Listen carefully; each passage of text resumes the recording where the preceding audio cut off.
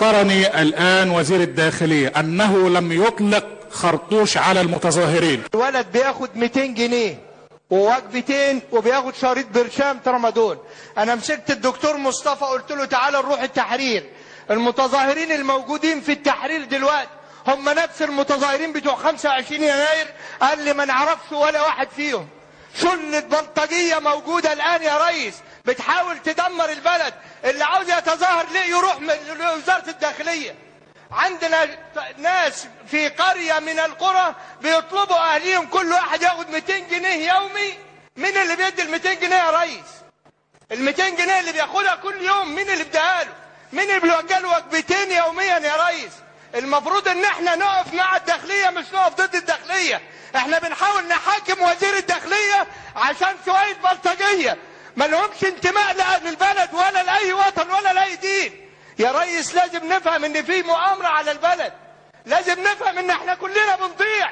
البلد كلها بتضيع يا ريس وانا عندي الادله موجوده يا ريس دلوقتي. شكرا. اللي بيحصل ليس موقف سياسي يا استاذ عمرو ولا علاقه له بالسياسه. اللي بيحصل من مولوتوف وحجاره واعتداء بالقوه لا علاقه له لا بموقف سياسي ولا باختلاف في القضايا الوطنيه ولا باجتهاد سياسي.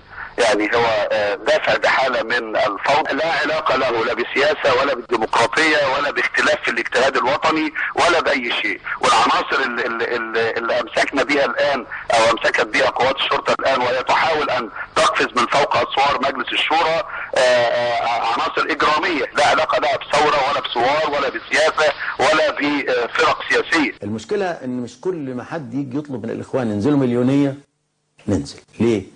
كثرت المليونيات يا أستاذ عمرو في الفترة الأخيرة بشكل ممجوج أصبح يفقد المليونية معناها.